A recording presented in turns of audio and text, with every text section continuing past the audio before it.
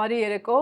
5 շաբթի է, նշանակում է մենք ուղիղ եթերում ենք կամ գործի բերումով ձայնագրված, բայց դա նշանակում է, որ շատ յուրահատուկ հյուր է մեր տաղավարում։ Նազենի Live Talks-ն է եթերում եւ ես շատ շնորհակալ եմ մեր բոլոր հետևորդներին, որոնք հրավիրում են իրենց ընկերներին իմ YouTube-յան ալիք, որոնք սեղմում են զանգակը, սրտիկ են դնում, մեկնաբանում են, գրում են, թե որ երկրից են մեզ նայում։ Դա շատ կարևոր է, որովհետև YouTube-յան այս լայն ընդգրկուն հարթակը միավորում է մեզ հայերիս ամբողջ աշխարհում։ Կասեք, ինչն է ամենից արագ հասնում տեղ։ Լույսի արագությունից էլ երբեմն արագ։ Իհարկե ձայնը։ Ձայնը հասնում է մարդու սրտին, շատ յուրահատուկ զգայական աշխարհ ձևավորում եւ տպավորվում մի ամբողջ կյանքի ընթացքում։ Այդ երևս հենց այդպիսի ձայնի տեր է այն մարդը, որն արդեն իմ տաղավարում է, մարդ, որը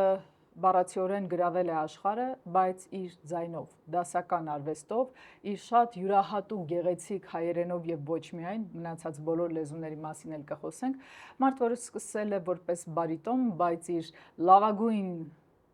վառ ելույթները իհարկե ունեցել է իբրև տենոր։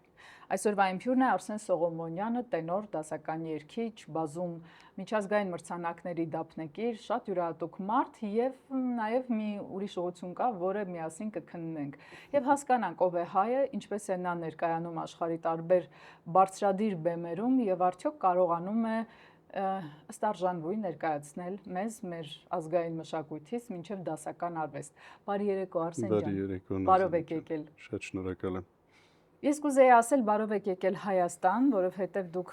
շատ ավելի շատ դրսում եք հանդես եկել, բայց նաև այստեղ մեր բեմերում եք փայլել եւ ես ցավում եմ, որ այդ ժամանակ երբևէ չեմ հասցրել գալ լսել ձեր ներկայացումները, բայց սկսենք ամենասկզբից։ Այո։ Այն ծանր քաշայինները երբ անցնում են թեթև քաշայինների կամ հակառակը, շատ ծանր էտապ է նրանց կյանքում տեղի ունենում։ Այո։ Կասեք, խնդրում եմ, ինչպես բարիտոնից, ձեր գեղեցիկ այս թավ բարիտոնից անցում կատարեցիք դեպի տենորի աշխարհ։ Մեծ սիրով, բայց բանն այն է, որ տենորի աշխարհը ավելի ծանր է, քան բարիտոնին։ Դրա համար եմ ասում։ Այո, եւ իմ դասախոսը Ռաֆայել Հակոբյանցը, պրոֆեսոր, երբ մենք ծանոթացանք, երբ ես ընդունվեցի կոնսերվատորիա, նա դեռ դոցենտ էր, բայց ֆենոմենալ գիտելիքների տեր մարդ էր, օժտված հրաշալի լսողությամբ։ Եվ երբ ես եկա երիտասարդ 16 տարեկան տղա ընդունվեցի կոնսերվատորիա, շատ մեծ ուշադրություն գրավվեց ինձ դեպի իմ ձայնը, դեպի երգելաոճը։ Հետո Ռաֆայել Հակոբիչի հետ միանգամից մեր սիմպաթիան աշխատեց երկկողմանի։ Դասարանում արդեն ձայնավարժությունների ժամանակ նա կարողացավ ինձ բարձրացնել մինչև տենորի ամենաբարձր նոտաները, ասեց, այսպիսի բան հազվադեպ է լինում, որ բարիտոնալ տեմբրով դու կարողանում ես վերցնել այդ բարձր նոտաները, բայց ասեց տղաս, պիտի պայմանավորվենք։ Նման թավ ձայնով, եթե դու հիմա տրվես տենորային ռեպերտուարին, որտեղ էմոցիոնալ ֆոնը շատ ավելի հզոր է, կարող ես կործանել քեզ։ Դեռ պիտի աշխատենք բարիտոնի թիսիտուրայում։ Դա ինձ համար հնչեց տրագեդիա։ Դա ինձ համար ողբերգություն էր, որովհետև ես արդեն երաժշտական դպրոցից պատկերացնում էի Մարիո Լանցա, Կորելլի, Պավարոտի եւ այլն եւ Բենյամինո Ջիլի, բոլոր այդ տենորային էմոցիաները եւ այլն եւ այլն։ 5 տարի եւ ավարտեցի կոնսերվատորիան իբրև բարիտոն, սովորեցի բարիտոնի ձայնի գեղեցիկ պարտիաները, արիաները, կարողացա ինձ գտնել դրա մեջ, բայց այնուամենայնիվ միշտ զգացում ունեի, որ ոչ ես պիտի տենոր լինեմ։ Եվ ահա երբ ամրացավ բոլոր անցման շրջանները անցան, իսկ տղամարդու օրգանիզմում դա մի քանի էտապով է տեղի ունենում։ Ո հավատացեք, մենք դա լավ գիտենք։ Այո, եւ հետեւաբար 32.5 տարեկանում ես կարողացա շոշափել կամաց տենորի թիսիտուրան, հաղթահարելով այդ։ Արսեն, ինչ գրագետ դասախոս եք ունեցել։ Այո։ Որովհետև շատերը այդպես միանգամից մաշեցնում են իրենց աշակերտների ձայնը եւ մարդը ունենում է կարճ երգչային կյանք։ Այո։ Նա հրաշալի էր նաեւ, որովհետև ջութակահար էր եւ ուներ հրաշալի ֆենոմենալ լսողություն։ Ուներ մարդկային չափազանց մեծ հորիզոն արվեստի մեջ, երաժշտության մեջ չուներ սահմանափակումներ, չէր փորձում իր անցած որոշակի ինքը բարիտոն էր եւ չէր փորձում էր տեսնել դիմացինին ինչպես օգնի։ Նա երբեք չի ասել, այսպես շնչի, այսպես բացի, այսպես արա, չի եղել սա։ Նա տալիս էր ազատություն եւ ասում էր, սա լավ հնչյուն չի։ Այսա լավ է, կարող ես կրկնել եւ պահպանել եւ այս ձևով։ Այսինքն նույնիսկ հնարավոր է ժամանակ հետո ապերախտ ուսանողների մոտ տպավորություն ստեղծվեր, որ իրենք իրենցով ամեն ինչի հասան, բայց դա ամենևին այդպես չի։ Նա չէր բռնանում, չէր ստիպում իրենը, որովհետև կան շատ դասախոսներ նամանավանդ վոկալի մեջ, որը չափազանց ինդիվիդուալ է, ամեն մարդ ունի իր ձայն արտաբերումը։ Նրանք փաթաթում են իրենց հասկացողությունը, այն ինչ իրենք են ապրել, եւ դա բերում է ցավոք սրտի երբեմն ողբերգական արդյունքների։ Իմ բախտը բերել է այդ առումով։ Խոսքն էլ է այդպես։ Դու չես կարող մեկ ձևաչափ գտնել կամ մի բանաձևում բոլորի համար։ Հա, իհարկե կան հիմունքները, շնչառականը շատ նման են վոկալին, բայց մեծ առումով ամեն մարդ իր անձնական խնդրով է, իր տարօրինակ քարկապներով կամ իր ազատությամբ։ Եվ դրա համար լիրիկ տենորը իսկապես այդ առանձին մի գիծ է որևէ երաժշտական ներկայացման մեջ, լիրիկական տենորը, եւ ես օրինակ ուսումնասիրելով ձեր կենսագրականը տեսա ձեր փայլուն կատարումներից պայացներում եւ հասկացա, որ շատ բարդ է մրցակցել ներողություն բառիս համար, իհարկե արտիստը է, լավից լավը կա ու ընդհանրապես այդտեղ մրցակցություն չկա, բայց բարդ է մրցակցել շատ հանրահայտ այնպիսի անունների հետ, ինչպիսիք են Դոմինգոից մինչև Կարուզո կամ որևէ, այսինքն շատ ձեր նշած կորելի, որ մեկին նշենք։ Եվ չկար վախ, որ լավ վաղուց ամեն ինչ ասված է։ Ես ինչ նոր բան պետք է բերեմ երաժշտական ասպարեզ։ Վախը միշտ ոչ թե վախ, այլ կոմպլեքս կարելի ասել նույնիսկ։ Կաշկանդում, որը որ մտածում ես հանկարծ երգի մեջ, ձայնի մեջ, չէ որ մենք էլ այդ ազդեցության տակ ենք, անընդհատ լսում ենք ուսման տարիներին եւ այլն, ակամայից հանկարծ դա չլինի կրկնօրինակում։ Հանկարծ այնպեսի տպավորություն չստեղծվի, որ մի շարժման մեջ, մի ինտոնացիայի մեջ դու կապկում ես ինչ-որ մի մեծանուն արտիստի։ Խուսափել եմ միշտ, ընդ որում եւ բարիտոն ժամանակ եւ տենոր փոխվելու։ Բանն այն է, որ Աստված օժտում է մարդկանց տարբեր տեմբրերով։ Եվ կան տասնյակ տենորներ, բարիտոններ, որ եթե չես տեսնում երգիչին, լսում ես ձայնը, կռահում ես ով են։ Նման արտիստները բարեբախտաբար դառնում են ավելի ճանաչելի եւ եզակի, որովհետեւ տասնյակ տենորներ կան, որոնք որ հրաշալի կատարողներ են, բարիտոններ, սոպրանոներ, լսում ես լավ կատարում, բայց չես կենտրոնանում որ մի երգիչն է։ Իմ դեպքում էստեղ էլ է բախտը բերել եւ բարիտոնից անցնելով տենորի ձևավորվել է մի յուրահատուկ հնչողություն, ինձ իրավունք չեմ վերապահի ասել լավ թե վատ, բայց միանգամայն տարբեր եւ ճանաչելի։ Հետևաբար անկեղծությունը նաեւ դերասանական որևէ փորձը, որը ձեռք եմ բերել երկար տարիների թատրոնի աշխատանքում,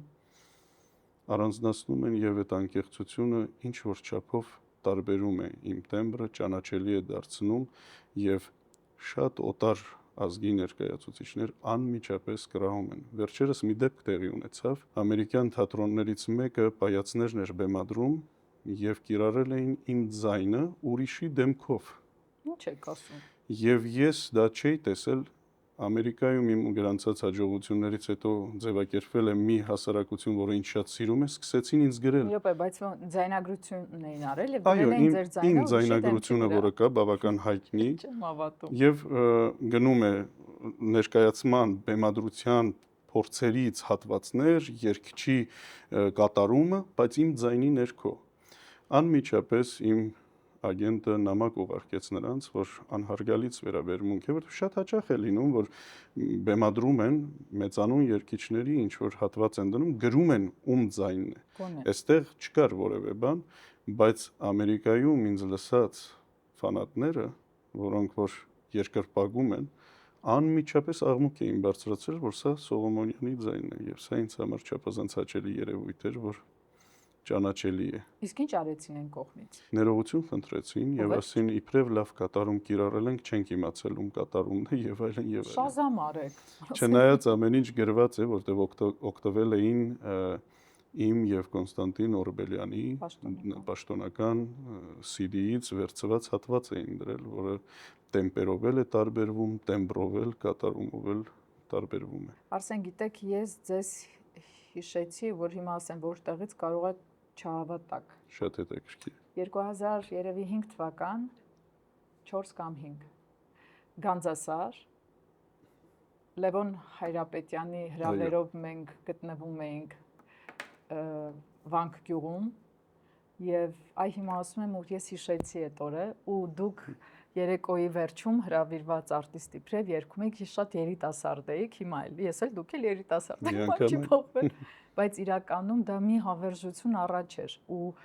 ես այսօրվա պես հիշում եմ ու նա ուներ սիրելի ռոմանսներ, դուք նաև դրանք էիք կատարում։ Այո, ռուսական ռոմանսներ։ Ռուսական ռոմանսներ։ Այ նման բաներ եմ հիշում ես։ Հրաշալի ֆենոմենալ հիշողություն ունեք։ Պետք է ասեմ, որ ես էլ այդ երեկոն շատ հաճախ հիշում եմ, որովհետև լեցուն էր ջերմությամբ, անկեղծությամբ, երիտասարդության հետաքրքիր ելևէջներով։ Մենք կռունկով էինք գնացել եւ ես հիշում եմ, որ անգամ այդ իշուկների հայտնի մրցավազքը կար, դրան էլ էինք մասնակցել ցերեկը, Վանք գյուղ 2004 եւ 5 թվական։ Այո, 4 թիվն էր։ 4 թվականը, այո։ Ու այդ պատշգամբից շատ գեղեցիկ տեսարաններ, անշուշտ թե Գանձասարով, ամեն ինչով այցելելով, այն ժամանակ չկային Գանձասարի հատուկ գորգերը, բայց դե չքնաղ էր ամեն ինչ, եղանակը եւ այլն։ Մեծ ցավ է մեզ համար։ Եվ մեծ կորուստ, ոչ միայն բարերար Լևոն Հայրապետյանի կորուստը եւ նրա ցավոք սրտի նրա հիշատակի հետ կապված մարդկանց վատ հիշողությունը, այսինքն թույլ տկար հիշողությունը, այլև Արցախի կորուստը, բայց ես կխնդրեմ ասեք, որտեղից եք արմատներով։ Ձեր նշած ձայնի տեմբրի յուրահատկությունը, առանձնահատկությունը միշտ հողից է գալիս եւ տարածաշրջանից։ Այո, բանն այն է, որ ինքս արմատներով Երևանից եմ, ես ծնվել եմ Երևանում, մեծացել, մայրս էլ է ծնվել Երևանում, մեծացել, ես խոսում եմ միայն մորս կողմի մասին։ Եվ պապիկս ու տատիկս հայեր են, որոնք ժամանակին Վանից հայտնվել են Ռումինիայում։ Դաստիարակվել, մեծացել, ծնվել Ռումինիայում արդեն նրանց ծնողներն են գաղթել։ Եվ 46 թվականին տատիկս եւ պապիկս արդեն իբրև ամուսիններ վերադարձել են Հայաստան, Երևան, Երևանում մայրս ծնվել է եւ հետեւաբար ես էլ ապրել ենք Մոնումենտում, իմ երեխաներն էլ են ծնվել ապրել Մոնումենտում, հետո 2009 թվին վերջնական առաջարկ ստացա Ստանիսլավսկու եւ Նիմիրովիչ Դանչենկոյի անվան թատրոնից, քանի որ այդ ժամանակահատվածում դա համար առաջին թատրոնն էր Մոսկվայի, Большой թատրոնը ռեկոնստրուկցիայի էր կանգնած եւ սևեռվել էր ամբողջ լավ ուժերը այդ թատրոնում եւ տեղափոխվեցինք Մոսկվա աշխատելու թատրոնում այդ առաջարկից եւ զարգանալու իբրև արտիստ, որովհետեւ այնտեղ ռեժիսորական թատրոն էր եւ չափազանց հրաշալի ռեժիսորների հետ ես կարողացա կերտել մարմնավորել եւ ոչ միայն ձայնի արտաբերումը, այլ դերասանական վարպետության զարգացումը կարողացա այնտեղ հղկել եւ հասնել որոշակի արդյունքների։ Իսկ ինչպես եւ որտեղից եք ճանաչում Լևոն Հայրապետյանին ու ինչպես էր ձեր այդ ավագ ընկեր կրտսեր ընկեր կապը տեղի ունեցել։ Շատ հետաքրքիր պատմություն էր, որովհետեւ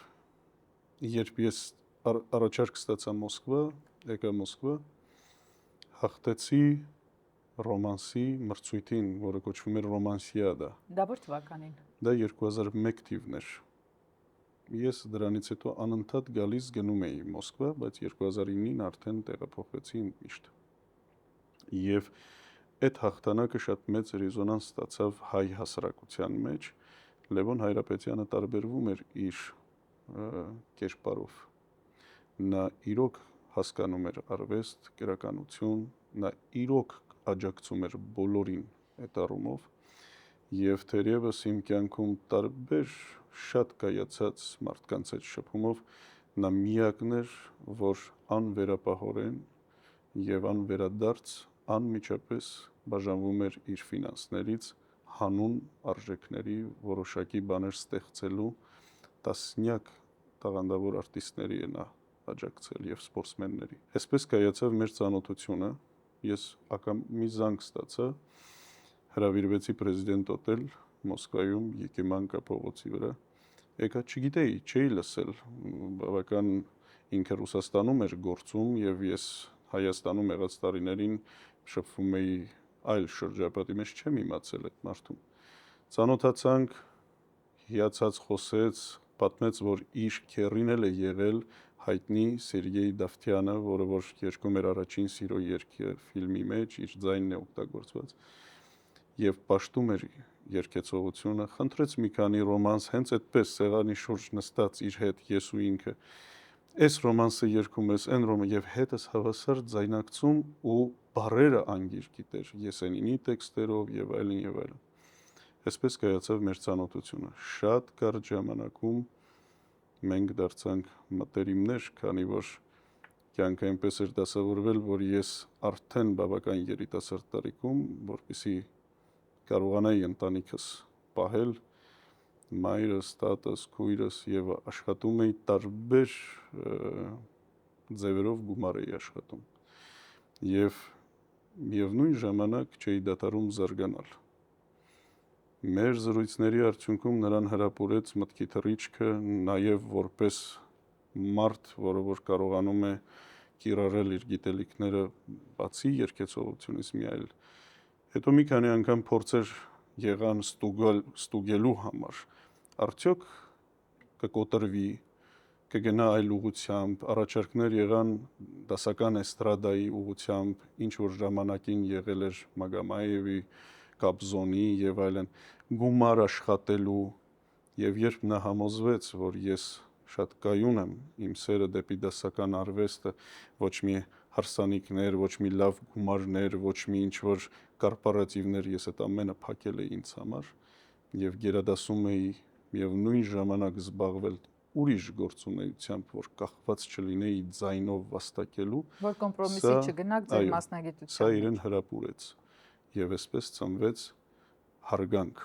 չնայած մեր տարիքային տարբերությանը, եւ այդ հարգանքը բերեց շատ մեծ հաջողությունների եւ արդյունքների։ Այն անարդարությունը, որ տեղի ունեցավ իր հետ, դա մեծ ցավ է, մեծ դաս, կարծում եմ շատ-շատերի համար։ Գիտեք, նրա հետ կապված անընդհատ այնքան անպատասխան հարցեր կան, ու ես մարդ էլ չունեմ, ում գնամ ու տամ այդ հարցերը, բայց մի բան անընդհատ ինձ շատ տանջում է։ Հազարավոր ընտանիքների նա ապահովեց ժամանակին հայտնի հարսանիքները։ Շուշիում անում էր Սպիտակ հարս Շուշին, Շուշիի Ղազանչեցոց եկեղեցին, հրաշք եւ այդ հազար զույգ երիտասարդները, որոնք ընդհանրական հարսանեկան արարողությանն էին մասնակցում եւ նա ապահովում էր ամեն ինչ, տալիս էր ընտանիքներին մեկով մեկ տուն, ամեն մեկին մի բան, որպեսզի շարունակեն ապրել եւ արարել։ Բայց ինձ համար միևնույն է մնում է հարց, այդքան մարդիկ ինչպես հետո չեն հետևողականորեն չեն հիշում իրենց սիրելի մարդուն, մեկենասին, ասում եմ առանց մեղադրականի։ Այո։ Գիտեք, շատ հետաքրքիր հոգեբանական եւ փիլիսոփայական հարց եք բարձրացնում, որովհետեւ Լևոն Հայրապետյանի մասշտաբին հասած մարդիկ, ես խոսում եմ մասշտաբ օգտագործելով այդ բառը եւ ֆինանսական հզորությունը, թողնենք իր մարդկային կերպարը, գիտելիքները, նաեւ ֆինանսական, նման հսկայական ֆինանսների ուղղակի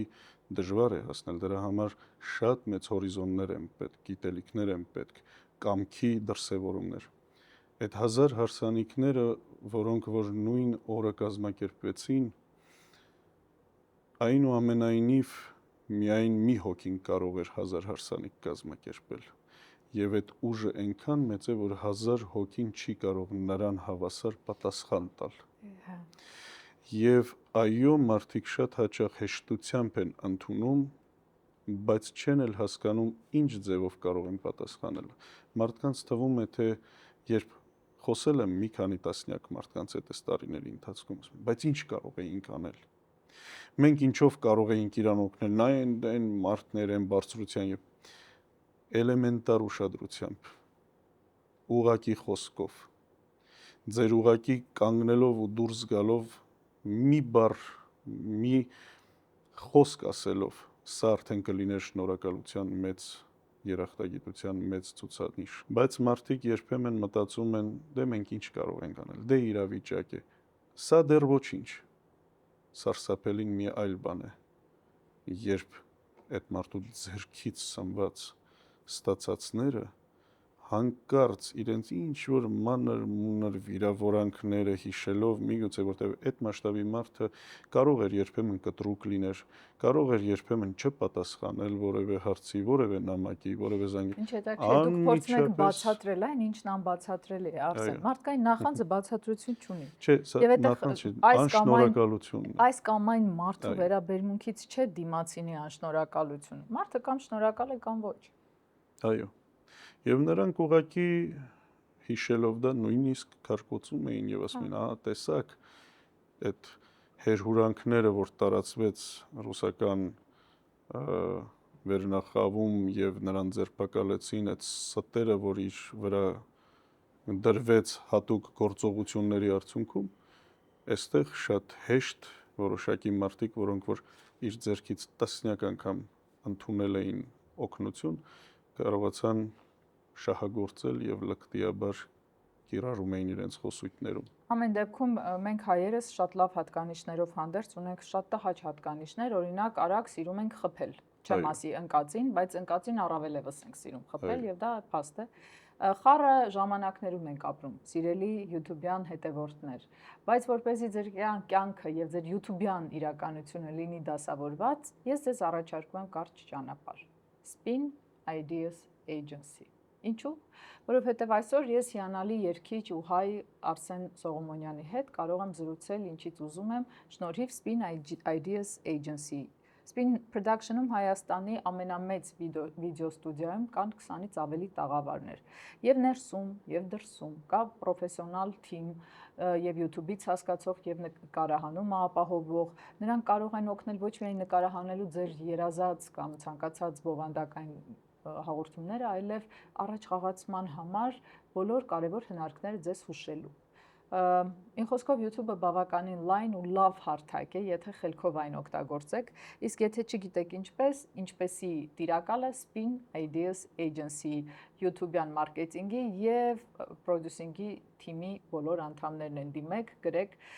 եւ զանգահարեք, մնացածը ձեզ կասեն։ Իսկ ես ուզում եմ ասել շարունակություն մեծ հետևողներին, donation alert-ի միջոցով դուք կարող եք ձեր հանգանակությունն անել։ Ես միշտ շնորհակալ եմ ձեր ուշադրության համար, ինչպիսին էլ այն լինի, բայց ցանկալի է, որ լինի։ Կարևորը դա է։ Իմ ջուրն է տենոր, դասական երգիչ, շատ յուրահատուկ մարդ ու իսկապես յուրահատուկ ձայնի տեր անձնավորություն Արսեն Սողոմոնյանը եւ մենք նրա հետ այսօր փորձելու ենք հասկանալ ինչպես է տենորը, որը երգել է աշխարհի լավագույն բեմերում, աշխարհի ամենահայտնի ու լավ օպերաների արիաները, կարողանում համատեղել իր կյանքը բիզնեսի հետ։ Եվ այն ինչի մասին դուք խոսեցիք քիչ առաջ, որ չգնացիք կոմպրոմիսի երգելով անհասկանալի է ինչ, բայց որոշեցիք զբաղվել այլ գործունեությամբ, որպեսզի ապահովեք ձեզ ու ավելի պաշտպանված լինեք նաև ֆինանսական առումով։ Այո։ Այլևս չեմ համատեղում, քանի որ հիմիկվա հաջողությունները ինձ հնարավորություն են տալիս որոշակի չափով կենտրոնանալ ու բալանսավորել ֆինանսական առումով էլ շատ մեծ դժվարությամբ, բայց այնուամենայնիվ։ Բայց երկար տարիներ, նամանավանդ որ նոր էի տեղափոխվել Ռուսաստան, ես սկսեցի զբաղվել տարբեր բիզնեսներով։ Ունեցած գիտելիքները, փորձը Հայաստանում ձեռք բերված երիտասարդ ժամանակ թերևս անչափահաս նույնիսկ տարիքից զբաղվել եմ տարբեր գործունեություններով։ Արսեն, եկեք հասկանանք բիզնեսի տակ մենք ինչ ենք հասկանում։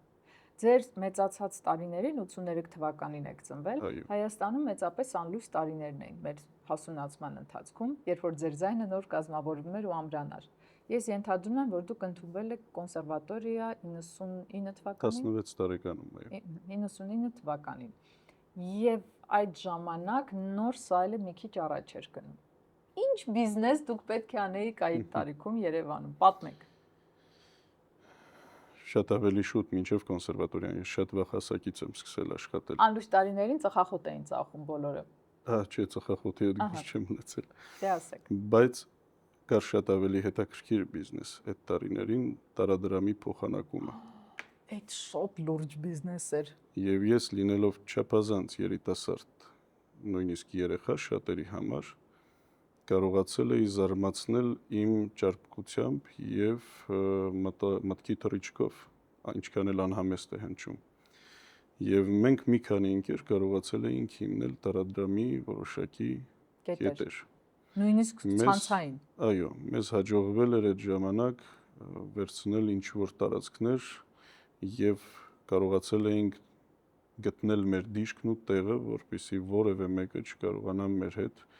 բացի հարգանքի եւ համատեղ աշխատանքի լեզվով խոսել։ Այսինքն արանքում դուք գտել եք նաեւ ավագ ընկերների, որոնք ձեզ համար լավ իմաստով տանիք էին ու պաշտպանում էին ձեզ։ Այնպես էր ստացվել Նազենի ջան, որ ինձանից ավագ ընկերներն էլ նույնիսկ ղեկավարվում էին իմ կողմից։ Դե դուք այդ ձեր ձայնով այն ժամանակ խոսում եք։ Ես երբեք չեմ ղեկավարվել որևէ մեկից։ Այդպես ստացվեց, որ իմ առաջարկը հետաքրքրեց տարբեր մարդկանց, ովքեր որ այդ տարիներին սպորտով էին զբաղվում եւ այլն եւ այլն։ Եվ մենք շատ լավ ընկերական շրջապատ ստեղծեցինք։ Կարողացանք մեզ մոտ հավաքել մեր տարեկից էկոնոմիկայի մեջ, մաթեմատիկայի լավ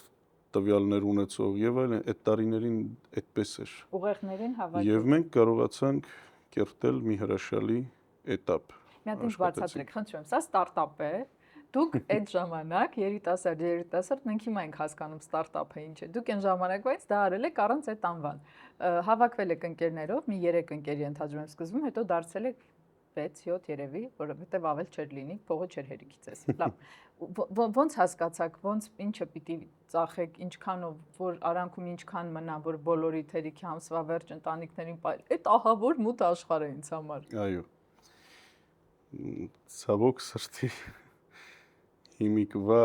մեր այսօրվա օրերում դա գրեթե անհնար է անել, որովհետև գոյություն ունի այլևս որոշակի օրինականություններ, կենտրոնական բանկ օրինականություններ, ոստիկանության աշխատանք եւ այլն։ Այն ժամանակ մի քիչ ավելի հեշտ էր, որովհետև ընդհանրապես քանդված էր ամեն ինչ։ Մի քիչ վերահսկում չկար, մենք էլ ճարպիկ մարդիկ էինք, կարողանում էինք որոշակի ձևով շրջանցել անհարմար օրենքները։ Այո։ Եվ հետեւաբար ամեն ինչ արդարության եւ մարդկային խոսքի, մարդկային արժանապատվության ներքո կարողանում էինք բերել որոշակի հարթակներ, որի արդյունքում բոլորս գոհ էինք լինում։ Այդ ասեք էլի Արսեն, չէ՞ որ այն ժամանակ կար չգրված օրենքի 100%-անոց պահպանումը։ Խոսքը տվեցիր ու պահում ես։ Գիր չկա, ստորագրություն չկա, ինչ որ նոտարով հաստատած կնիկ եւ այլն չկա, բայց կա խոսք, այն էլ տղամարդու խոսք, որը տրվել է։ Այո։ Նեղվեցի էլի։ Բայց խնդիրն ինչ է։ Շատ արագ փոխվեց ամեն ինչ։ Բոլոր այդ արժեքները հավասարվեցին հողին։ Ընդ որում այսօր տեսնելով մեր շրջապատում մարդկանց, ովքեր որ կարծես այդ մշակույթի կրողներն են, նույնիսկ մեզնից ավակ ծանոթներ, որտեղ այլևս ընկերներ չենք կարող անվանել այդ մարդկանց, նրանք ցույց տվեցին իրենց կերպարը։ Եվ հետեւաբար դու տեսնում ես, թե ինչ ողորմելի արժեքների կրող են։ Ամեն ինչ եկավ եւ իրենց անունը, դեմքը մի թղթադրամով փակվեց։ Նրանք բոլորը թղթադրամ են։ Մարդկային հարաբերությունները, տարիների գրանցած հաջողությունները, շփումը ոչ մի արժեք չունի։ Բերանից դուրս եկած խոսքերը, սիրո խոստովանությունները եւ այլն վերածվեցին ոչինչի։ անմիջապես առաջին իսկ ֆինանսական որևէ նյութական կեղտոտությունը որոշում են օգտագործել մարդուն ճնշելու կամ մարդու հետ որևէ հարցեր լուծելու որպես գրավական։ Հերուրանքներ տարածելով, աջ ու ձախ խոսելով, հիմարություններ տարածելով փորձում են ինչ որ դիրքեր շահել։ Մարդիկ էլ մեծ մասամբ շատ հանգիստ լսում են, նախանձը իրենց մեջ փարատում են եւ ոչ մի կերպ չեն ուզում հետաքրքրվել, իմանալ կամ ընդհանրապես հասկանալ ով է, ինչ է, ինչի է եւ այլն եւ այլն։ Սա սարսափելի իրականություն է, որում մենք ապրում ենք։ Սա արտացոլվում է ոչ միայն մարդկային պահվածքի խոսքի վերաբերյալ, այլ նաեւ հագուստի, մեր կերպարի, հայի մարդ կերպարի, դիմագծի, մեր պահվածքի, այսօր ինչով ենք մարդիկ, որ գալիս են Հայաստան, հազարավոր դարերից ենք խոսում, մեր մշակույթից ենք խոսում եւ այլն, ինչով ենք տարբերվում, որտեղ է մեր կերպարը, որն են մեր նրբությունները, որով մենք պիտի գերենք, խորովածով, քյաբաբով, մեր հարևան պետություններն էլ ունեն, գրեթե նույնը, որևէ անվանում չունենք մի ճաշատեսակի, որ մեր հարևան պետությունները չունենան, մարդիկ գալիս են, չեն հասկանում, որն է մեր տարբերությունը, որովհետև մեր հասարակությունը, ընդ որում ոչ երիտասարդների մասին չեմ խոսում, խոսում եմ մեզանից ավագ մարդկանց մասին, այնպես արագ փոխվեցին հագուստից սկսած, կեցվածքից, խոսույթներից, դաստիարակությունից, վերաբերմունքից, իրենց ուրախություն անցկացնելուց մինչև տխրություն ամեն ինչ փոխվել է։ Ես չեմ տեսնում իրական ուրախացողների, հուզվողների, ես չեմ տեսնում իրական տխրողների, երբ դա պիտի լինի։ Ամեն ինչ դարձել է ինչ որ մի քանի ժամվա հարց, որ պիտի գնանք, գալչկան տնենք ու գնանք։ Ամեն ինչ ոչնչացել է։ Եվ թերևս միակ տեղը, որ ես ինձ ազատ ու անկեղծ եմ զգում, դա բեմն է։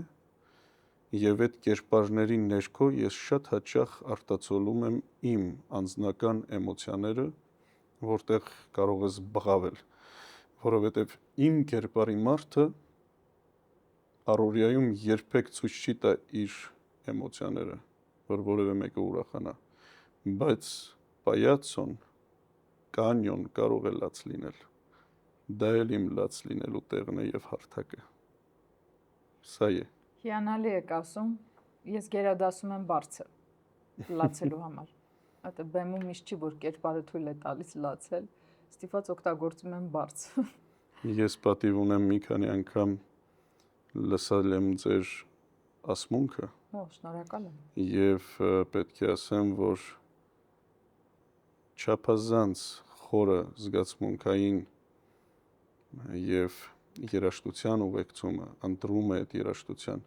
չափազանց խոր եւ զգացմունքային է։ Զգացված։ Եվ դժվար է, օրինակ ես հիշում եմ, որ ես երգում էի պատերազմի վետերանների համար մայիսի 8-ին, 9-ին տասնյակ համերգներ ենք անցկացրել եւ ռուսական ռոմանսներ երգերի մեջ չափազանց խորը իմաստներ կան ու գեղեցիկ խոսքեր, երբ բեմից տեսնում ես, թե ոնց է հանդիսատեսը անցալում քո ասածը, խեղդվելով եղել է այնպես, որ երրորդ տունը չեմ կարողացել երգել։ Հիացած եմ, երբ լսում եմ ձեր ասմունքը, որի մեջ գիտակցությունը կա միանգամայն ամենախորը ձևով, ձայնի ելևէջը, ինտոնացիան, բայց կարողանում եք ավարտել խոսքը ու հուզվում է հանդիսատեսը, սա մեծ տվաճում է։ Շնորհակալ Ու չի եմ կորում անկեղծությունը։ Շնորհակալ եմ Սա ինձ համար շատ հաճելի երևույթ է։ Շատ բարդ է արտիստի համար ապրել այն ժամանակաշրջանում, երբ որ իր ամեն օրը մեծ ցավ է եւ կարողանալ օրինակ ծիծաղեցնել մարդկանց բեմից կամ հուզել, բայց ոչ հուզվել ու խեղդվել։ Այս առումով շատ բարդ է որևէ արտիստի կյանք, ու միևնույն ժամանակ երևի օրհնություն է արտիստի համար, որ նա ունի ձեր ասած այդ տեղը, հնարավորությունը, յուրահատուկ հանրային վայրը, բեմը, որը իրականում բարձիտ պես, այդ քո ննջարանի մահճակալի բարձի պես փակ է ու լուռ ու պատրաստ քեզ ընդունելու, առանց դատելու։ Այդ հա, բայց մենք Ես կուզեի խոսեք ձեր առաջին այն բեմից, որը Հայաստանում չէր,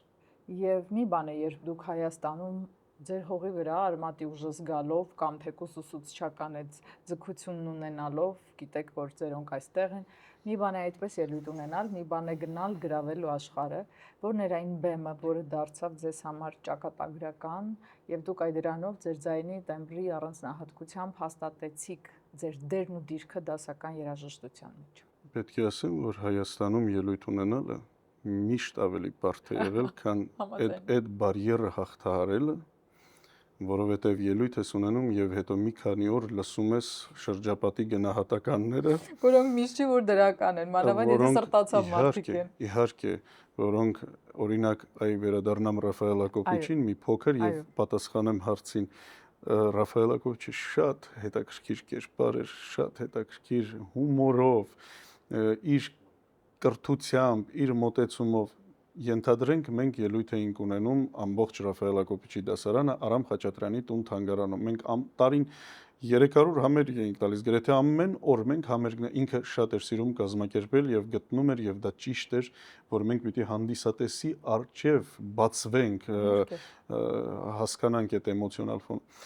Եվ ահա դուրս են գալիս, պատկերացրեք Արամ Խաչատրյանի տուն-թանգարանից գնում ենք դեպի կոնսերվատորիա։ Ես նոր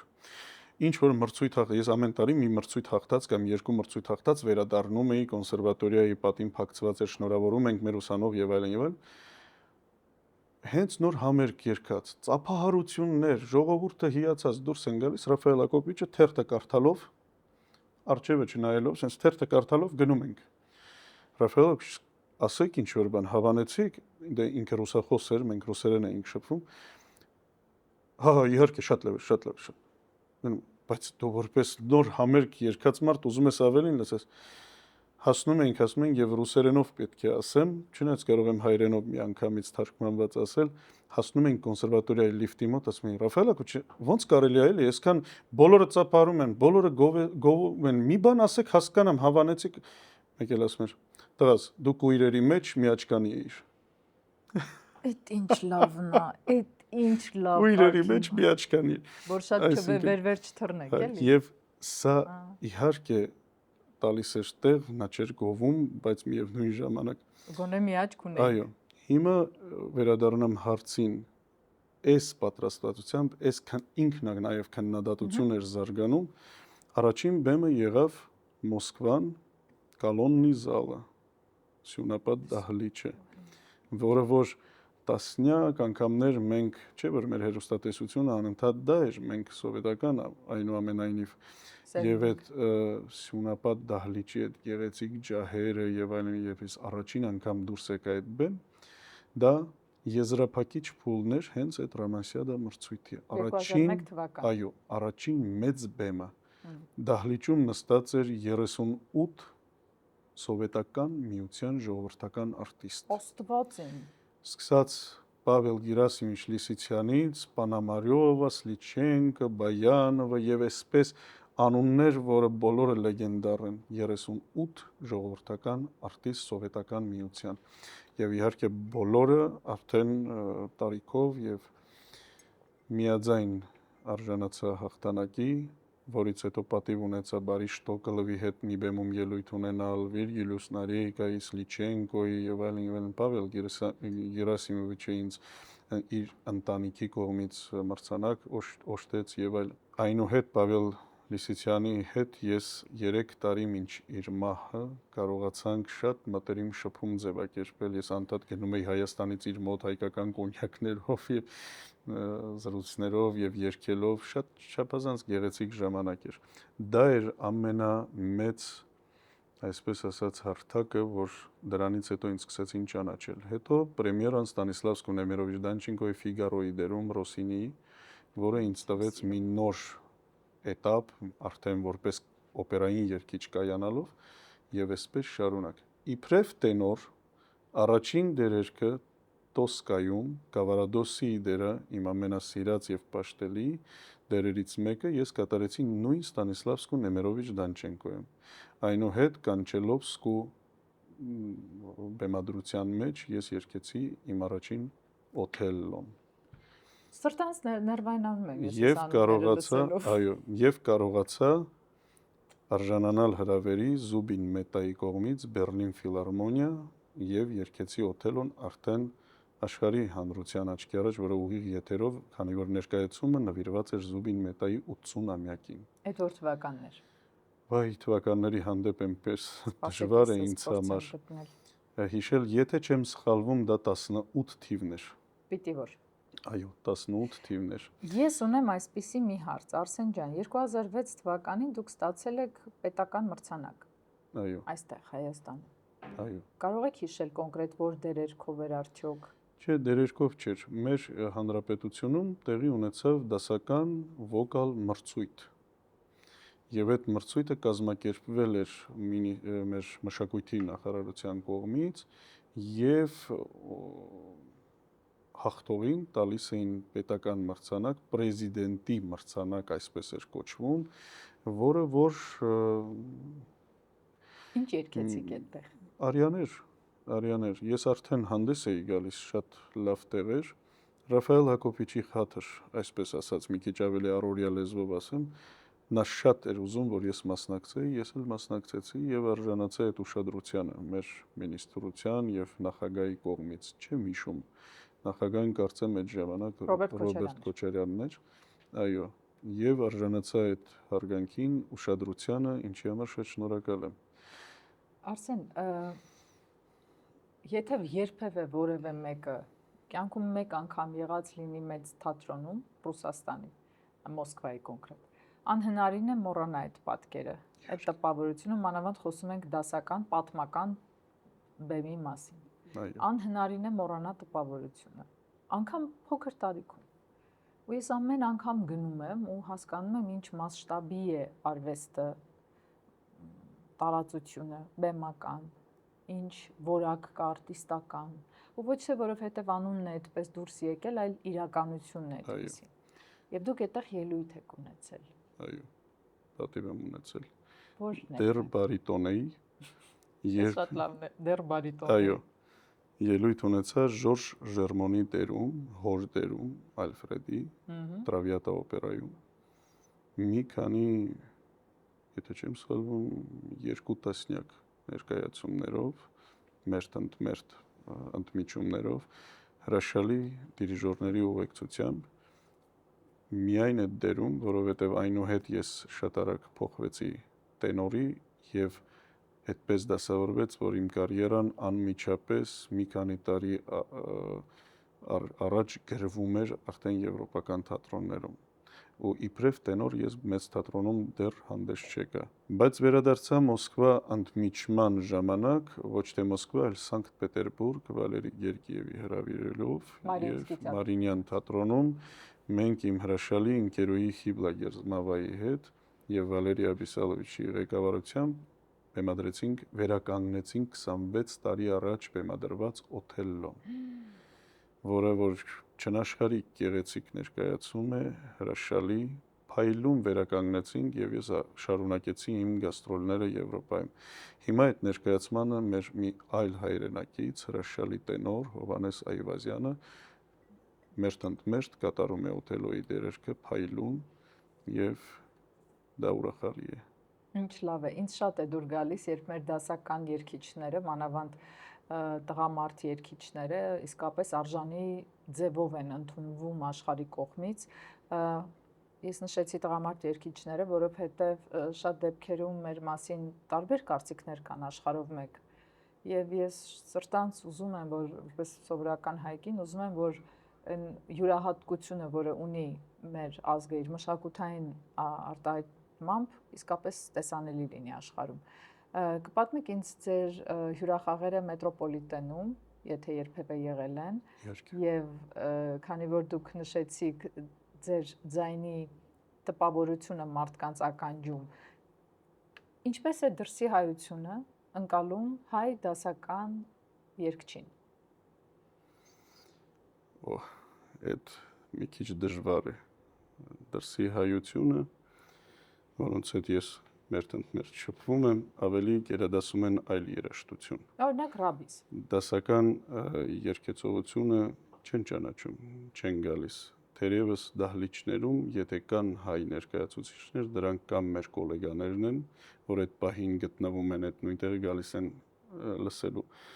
Կամ Երևանից եկել որպես զբոսաշրջիկ։ Կամ այո, կամ իրոք այն փոքրաթիվ մի քանի հոգին, որոնք գիտակցում են եւ սիրում են։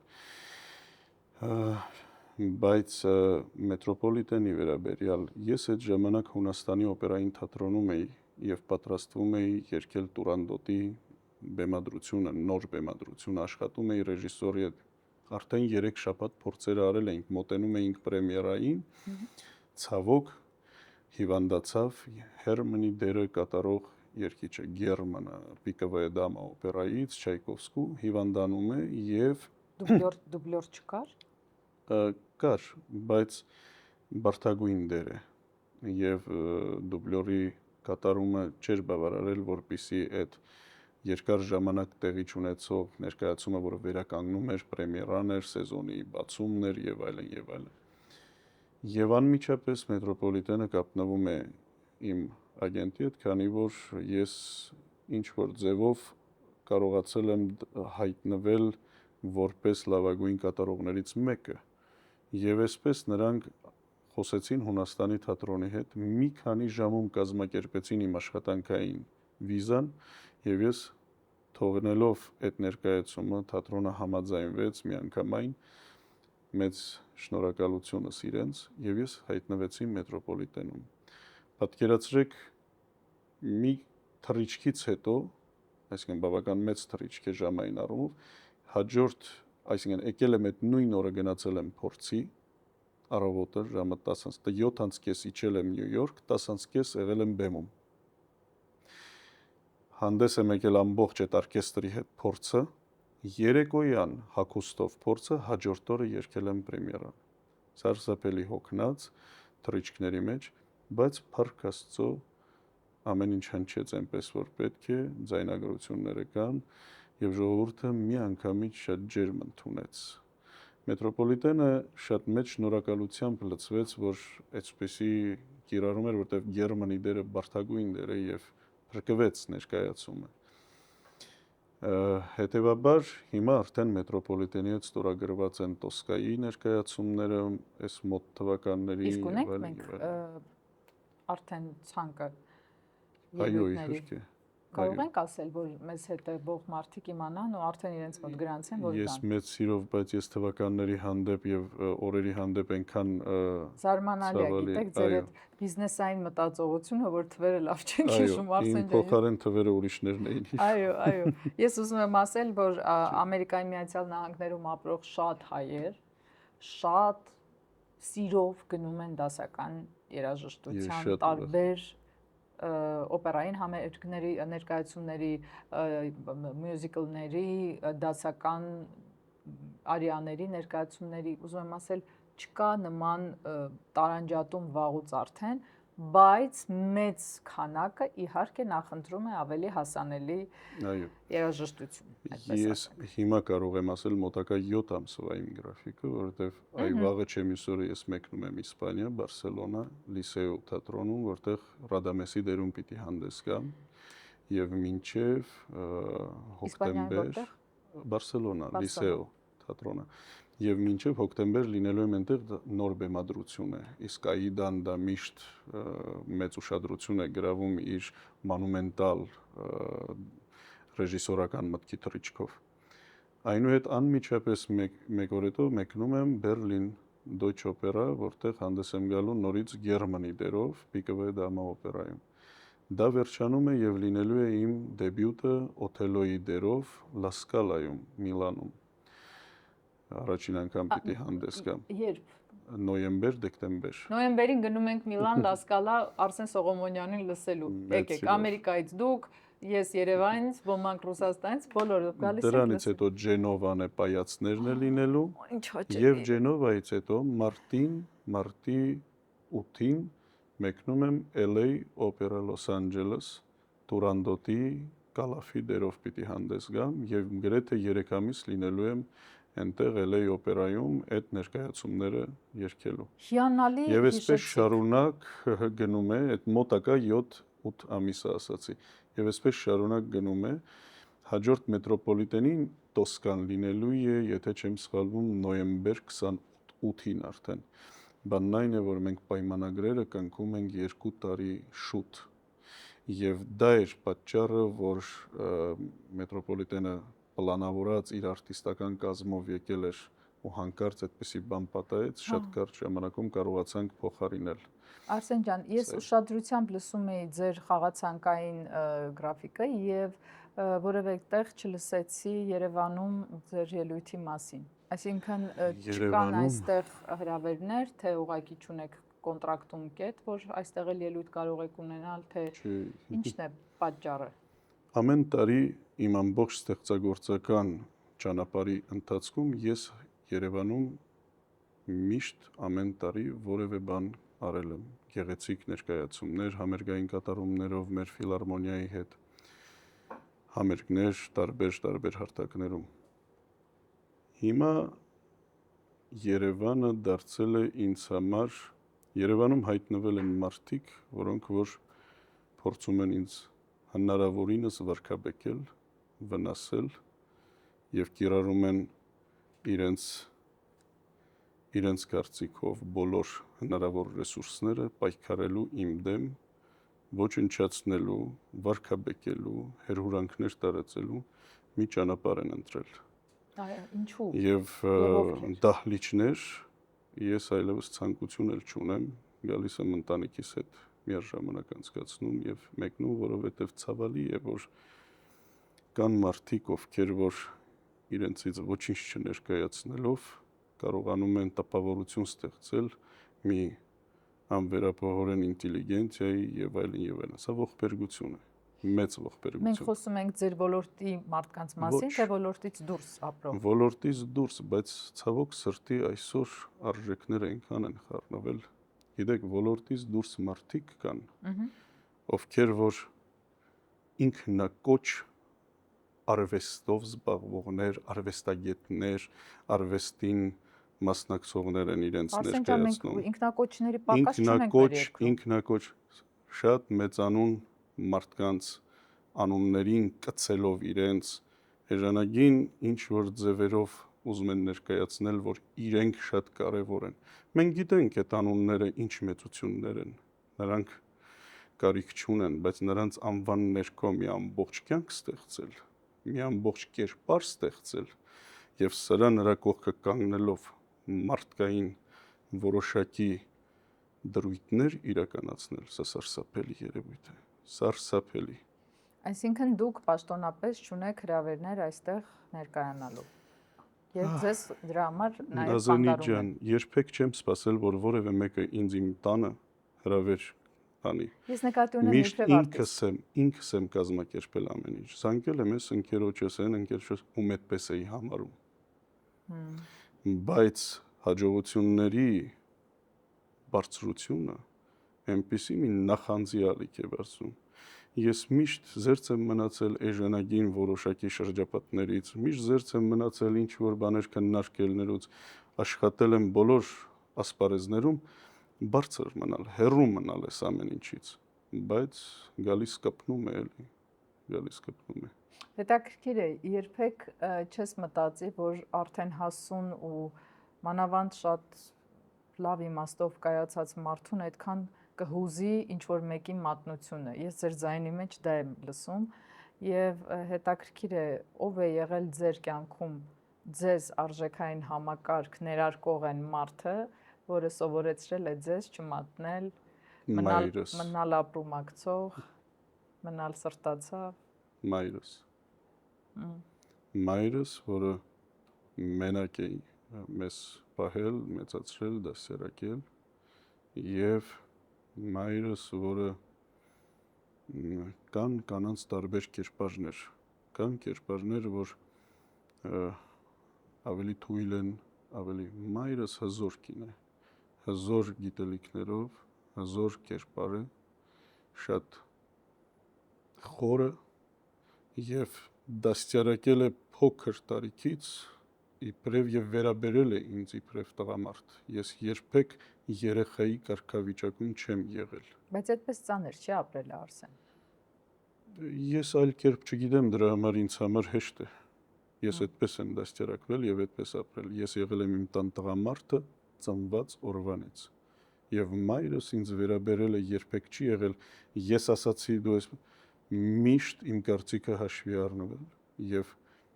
գրեթե մեծ մասամբ հենց իմ կարծիքով եւ իմ խոսքով է շարժվել իմ ընտանիքը։ Մայրս ներարկել է տղամարդկային բոլոր ընդ որում կերտել է այն կերպարը, որը շատ ինքն էլ լինելով զարգացած եւ մեծ աշխարհայացքի կին կերտել է այն կերպարը, որը որ տհաճ չի լինի ոչ մի կնոջ համար եւ ոչ մի ընկերոջ համար։ Թե համեստություն մի արեք, տհաճ հաստատ չի կարող լինել, եթե ոչ շատ հաճելի։ Արսեն, հիշում եք արդյոք ձեր առաջին Արցախը։ Երբ էր, ոնց գնացիք, ով հրավիրեց, ինչպես հայտնվեցիք։ Գիտեք, բացի երգեցողությունից ես նաև մի փոքրիկ այլ օժտվածություն ունեմ, նկարում եմ։ Երբ մենք մեր արդեն շփման մեջ Լևոն Հայրապետյանի հետ իր օֆիսում նստած, ինքը ինձ ցույց էր տալիս երեխայի պես ուրախությամբ գծագրերը, թե ինչ պիտի լինի Վանք գյուղում, ճանապարհը դեպի Գանձասար, Ստեփանակերտի հիվանդանոցը, ստադիոնը, իր հոր անվան դպրոցը եւ այս ամենը երեխայի պես ուրախությամբ։ Տանիքները, որոնք բոլորը փոխել են, որպեսզի վերևից նայելիս դու տեսնես նույն գեղեցկության տանիքները։ Այո, մինչ այդ ես Արցախի հետ որևէ առնչություն չեմ ունեցել։ Եվ չի եղել այդ կողմի վրա, քանի որ ծնվել, մեծացել Երևանում, շատ վաղ հասակից աշխատել, քիչ տեղեր էի եղել, որտեղ ամբողջ ժամանակս տրամադրված էր կայանալու։ Ու Լևոն Գուրգենիչը ասաց. գնանք Արցախ միասին։ Իմ առաջին տպավորությունը, երբ որ մենք եկանք մեքենաներով դեպի արդեն դուք երևի Բերձորով եք եկել։ Հատեցինք այդ Գորիսից ճանապարհը, որ գնում է դեպի բնության տարբերությունը։ Ես շոկի մեջ հայտնվեցի, երբ տեսա այդ ծառաբույրը, այդ գեղեցկությունը, այդ ձորերը, ոնց որ մի այլ աշխարհ լիներ, որովհետև մենք սովոր ենք ավելի այլ բնության, ավելի շեկ գույների մեջ եւ այլն, ու հանկարծ այդ անտառները, իսկ որ մոտեցանք Վանքին, ես ուղղակի հրապուրվեցի ու չափազանց ազդվեցի, հարբեցի այդ օդից, մեքենայից դուրս եկանք, այդպիսի մաքուր օդ մենք երբեք չէինք զգացել Երևանում, քանի որ հենց այդ տարիներին ծառահատումներն էր եւ այլն, մենք թթվածնի պակաս ունեինք, գլուխս պտտվեց, երբ որ ես այդտեղ դուրս եկա եւ տպավորվեցի շատ իր հումորից, որովհետեւ իհարկե դուք հիշեցիք այդ էշուկների վասկը եւ այլն, սա հումորի նաեւ դրսեւորում է մարդկային, շատ լուրջ հումորի դրսևորում է, երբ ես հանկարծ հաջորդ օրը մեր եկած ես ականատես եղա դրան, ու որ տեսնում էի այդ էշուկների վրա նստած մարդկանց ոտքերը այսպես լինելով մի կոմեդիա էր հիշացնում, շատ ոգևորված էինք բոլորս։ Դա էր առաջին տպավորությունը, իսկ հետո արդեն 2003 թվականներ երևի, մինչև 4-ը։ Չէ, դա 2002 թիվն էր։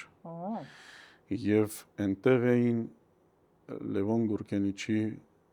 օգնականները, ընկերները։ Լևոն Գուրգենիչը ուներ աշխատողներ, բայց երբեք չէր վերաբերվում որպես աշխատող, նա ընկերություն էր անում բոլորի հետ։ Եվ այդ ժամանակ ղեկավարում էր իր բոլոր գործերը, որ մինչև օրս իմ լավագույն ընկերն է Արսեն Աչաուշյան, որը որ ֆենոմենալ մի մարդ է իր բոլոր դրսևորումներով եւ հրաշալի կիրառվեց համատեղ արվեստագետի կարծիքով եւ այլն, Չաուշյանը կարողացավ կառուցել մի հրաշալի վայր Լևոն Գուրգենիչի օգնությամբ եւ ֆինանսներով, գեղեցիկ դրսևորում էր բոլոր առումներով ու մեծ ցավ է, որ այսօր դա չկա, այն հայտնի առյուծը, որի մոտ Շարլ Ազնավուրն էր նկարվել, այդ ամենը նրա հումորի եւ տեսլականի եւ մոտեցման դրսևորումներն էին։ Արցախը ինձ համար այդ գույների մեջ է։ Հետագայում իհարկե նաև ես ծառայություն եմ անցկացրել այդտեղ իբրև Որ դիրքեր։ եղել եմ Խոջալույում, Ասկերանում, եղել եմ հետո Ստեփանակերտում եւ ելույթ եմ ունեցել եւ նույնիսկ իմ մասին ես հիմա չգիտեմ այդ հաղորդումը ում մոտ կարող է լինել, բայց քանի որ ես արդեն բավական ելույթ ունեցող մարդ էի, մրցույթների հաղթող եւ այլն, մազերը շատ կարճ կտրած բանակային հագուստով նույնիսկ ինձ հետ ինտերվյու անցկացվեց այնտեղի տելևիզիայով եւ այլն։ Շատ հետաքրքիր գույներ կան Արցախի հետ կապված։ Եվ միանգամայն պետք է նշեմ, որ այդ ժամանակվա ղեկավարությունը եւ Հայաստանի եւ Արցախի հանկարծ ոչ մեկ չքաղաքականացնի իմ ասածը չափազանց մեծ ուշադրություն եւ հարգանք էին իմ հանդեպ ցուցաբերում եւ Սեյրան Օհանյանը եւ մնացածները չափազանց մեծ ես չեմ կարող շնորհակալությամբ չհիշել իրենց վերաբերմունքը ես կայ բանակում կատարում էի բոլոր իմ գործառույթները բայց կար առանձնահատուկ վերաբերմունք որ այդ այմարդ այդ ձայնով տղային ուր եք վազացնում, ուր եք էս բան անում, այսինքն հարգանք եւ վերաբերմունք կար։ Եվ ես այնտեղ գտնվելով իրավունք ստացա մասնակցել նաեւ միջազգային մրցույթի, որտեղ հաղթանակով վերադարձա եւ նորից վերադարձա իմ դիրքերին։ Սա անմոռանալի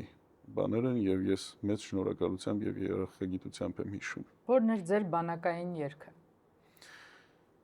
Թիփի բորան մութ գիշերով թափառում է ֆիդային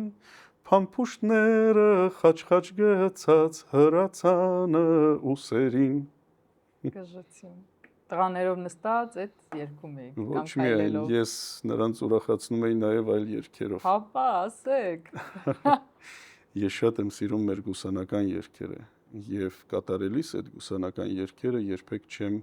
կիրառում դասական օպերային հնչողությունը եւ այդ անկեղծությունը ու ձայնի հզորությունը դա վերածում է մի իրոք հետաքրքիր ելևեջի Շերամ եւ Շերամ եւ Ջիվանի շատ եմ սիրում եւ շատ եմ կատարում ընկերական շրջապատներում այո մենք մտնում ենք ընկերների մեջ միանգամայն բայց հիմա բենեֆիսի չեմ ուզում վերացնել բայց մի փոքր մենք սիրով կլսենք կվայելենք շնորհակալ եմ Ես բան չեմ մտաբերի շատ երգեր կան, գիտեք։ Ինչ որ մի բարի բան իմ անունով։ Վայ, այդպես շատ բաներ։ Անունը այնքան գեղեցիկ է։ Գիտեք, մի հին մոռացված երգ կա, որը թերևս իմ սիրած երգիչներից շատերն են մեր ժողովրդական անցյալ դարի երգիչներ կամ այս դարի սկզբի երգիչները Բայց Նորար Մնացականյանն էր կատարում, ուրիշ որևէ մեկի կատարմամբ չեմ լսել եւ ցավոք չեմ հիշում Գուսանին, բայց շատ գեղեցիկ երգ է, որը ես շատ հաճախ կատարում եմ ընկերական շրջապատում։ Բարձրունք ելնող իմ խենթ սիրտը Կրակոտ է ինչ անեմ, մեկ մոլ է գնող, մեկ հանգիստ է, մեկ կաղոտ է ինչ անեմ, սիրո ճամփի խորը վերքերից Արծաթվել են մազերս, հոգուս խորքում, դեռ վար գարնան, առավոտ է ինչ անեմ, չեն այրվում հուշերս, Ամոքում կրակներս, կյանքի հետ կենսալի, այրվում են տենչերս,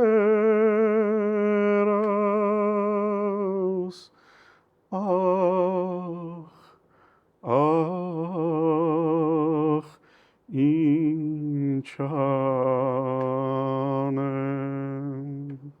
Հուսանաշոտ։ Հուսանաշոտ։ Բրավո։ Այո։ Շատ եմ սիրում ես։ Շատ սիրուն երգ է, այո։ Եվ հետո իհարկե կուլմինացիոն տեղեր ունի, բան, բայց հիմա Մեր տաղավարը ձեր ձայնին չի դիմանա, Արսեն ջան։ Բայց մենք վայելեցինք մեծապես եւ այս վիրտուալ ծափարությունները ձեզ տեղին է հիշեցնել, որ իմ հյուրն է Արսեն Սողոմոնյանը, տենոր, բազմաթիվ միջազգային մրցանակների դափնեկիր, շատ յուրահատուկ ելույթներով, արիաներով հայտնի, հանրահայտ եւ ցավալի իրականություն, որ մեր երկրում նա համերգներով հանդես չի գալիս։ Բայց դա ոչ իր մեղքն է, ոչ էլ այս պահին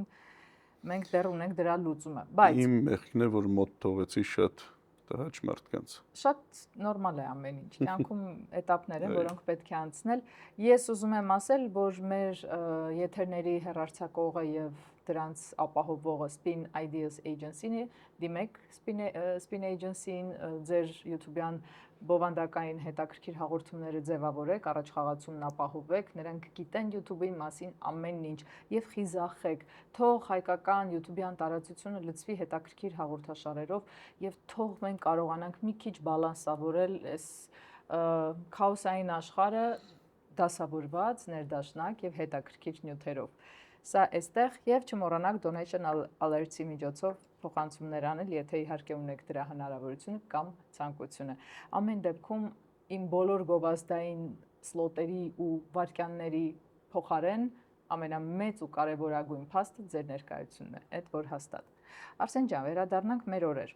Հիմա էլ եք բիզնեսով զբաղվում։ Ոչ։ Չէ, ոչ թե դուք անձամբ, այլ դուք արդեն հիմքը դրել եք, ամեն ինչ գնում է։ Ոչ։ Չէ, էլի չընդհանրապես չեք զբաղվում։ Ձեր տղաներին էլ չեք հետևում։ Տղաները իհարկե, բայց բիզնեսով այլևս չեմ զբաղվում, ինչու, որովհետև վերջերս դեռ չափազանց մեծ կորուստներ ունեցա Ռուսաստանում։ Այնտեղ ունեի շատ գեղեցիկ դրսևորումներ բիզնեսի մեջ, որի ստացած հասույթները օգտագործվում էր աջակցել հայրենակիցներին։ Ոչ մեկի համար գաղտնիք չի, որ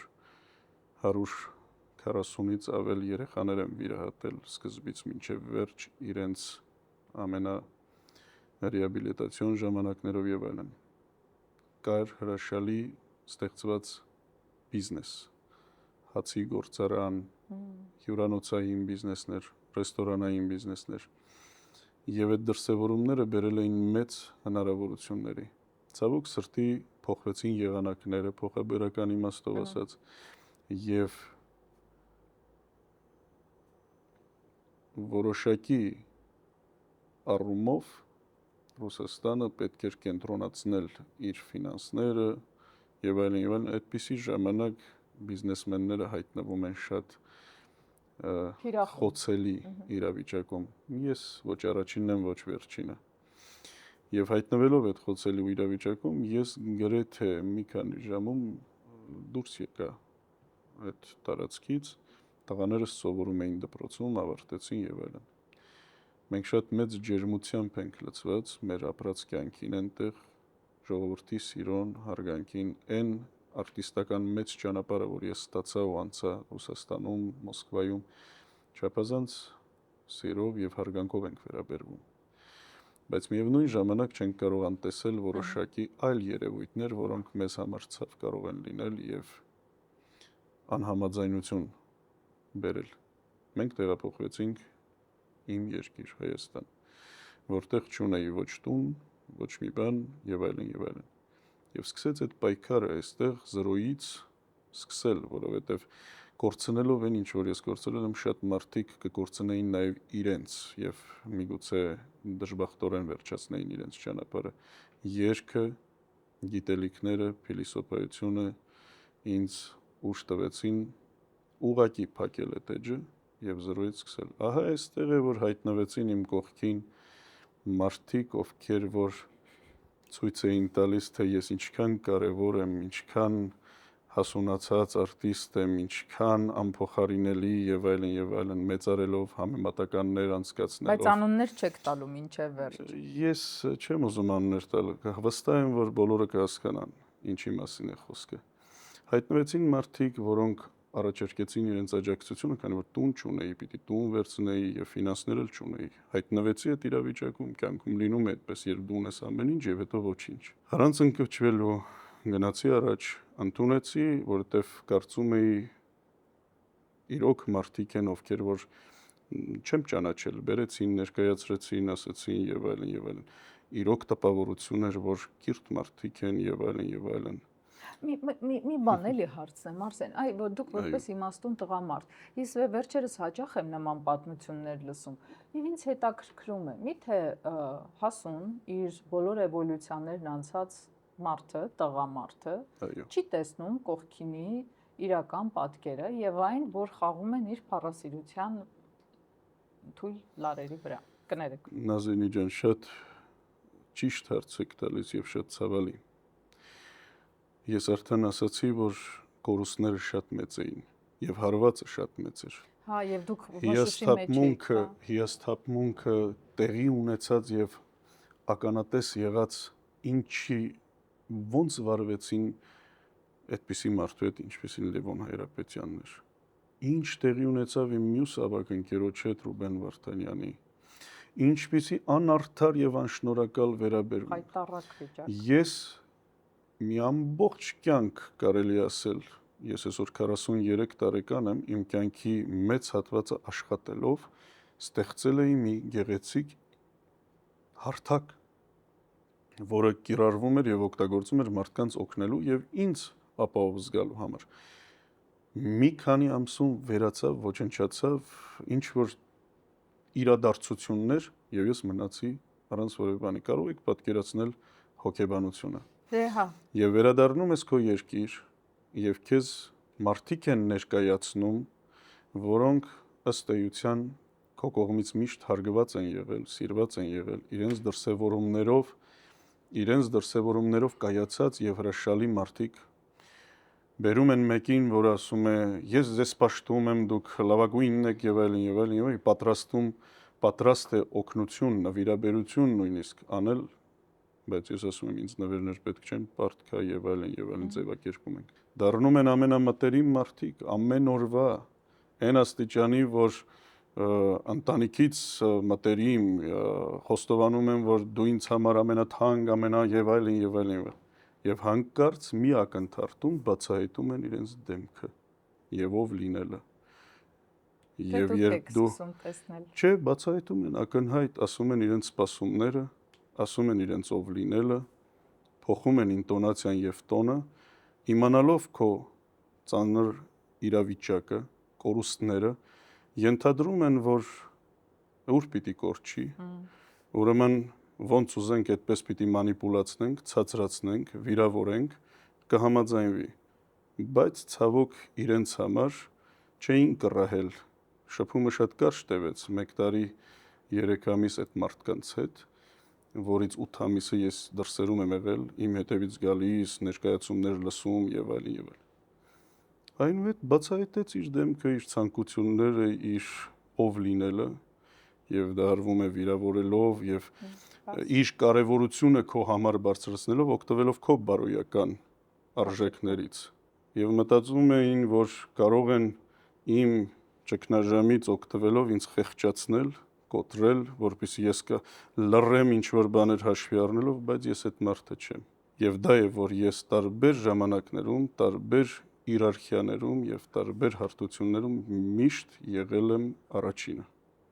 Եվ որևէ մեկը ինձ վրա իշխանություն չի ունեցել, չի ունենա եւ դա կմնա բոլորի իղձերի մեջ։ Ձեր բարեմաղթանքը սկսնակ դասական երաժիշտներին, ինչ կմաղթեք նրանց։ Ինչպես գնան իրենց երազանքի հետևից։ Սիրեն դասական երաժշտությունը եւ հասնեն լավ արդյունքների։ Ամեն ինչ կախված է իրենցից, իրենց նվիրվածությունից։ Նվիրվածություն։ Սիրելի YouTube-յան հետևորդներ, դիտողներ, ինձ համար թանկ մարդիկ, թեև շատերին չեմ էլ ճանաչում։ Շնորհակալ եմ, որ դուք ուշադրությամբ հետևում եք, քննարկում եք, գրեք անպայման, որ երկրից եք մեզ նայում։ Գրեք, թե ինչ օպերաներ եք հասցրել նայել ձեր կյանքի ընթացքում, որ օպերային թատրոններն եք սիրում, որ երկրի։ Արդյոք հասցնում եք լսել դասական երաժշտություն YouTube-ով, թե ոչ։ Այս հարցերը կարևոր են եւ իմացեք, որ այսօր աշխարհով մեկ դասական արվեստը առաջ է գնում, ոչ թե հետ։ Եվ սա շատ հետաքրքիր ուսումնասիրության առիթ է ու կարելի է մի մյուս անգամ մի առիթով որևէ այլ հյուրի հետ խոսել հենց այս նեղ գծով։ Իսկ ես շնորհակալ եմ, կհանդիպենք։